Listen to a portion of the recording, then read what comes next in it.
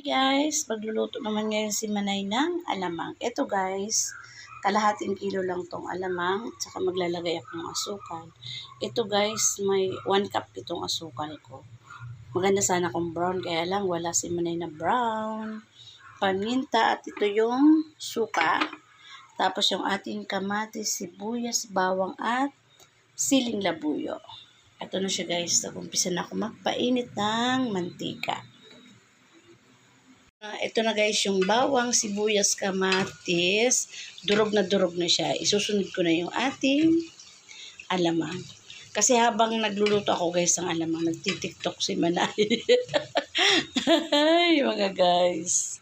Ito guys, sinabay-sabay ko na yung alamang, tsaka yung asukal at paminta. Ayan. Ihaluin muna natin siya. Tapos isusunod ko na guys yung ating suka. Ito na yung ating suka. Aanuhin ko lang to guys. Tuyo na yung ating suka sa alamang. Yung naglalangis na lang siya. Ayan. Pain-in lang to guys. Pagkataas ng kumulo na medyo malakas, pain-in na lang siya. Ayan. Ito na guys yung aking alamang. Ayan guys. Naglalangis na siya. Naiwan na lang sa kanya yung pinakamantika. Pag lumamig to guys, ilalagay ko na to sa garapon. Ayan, okay na to.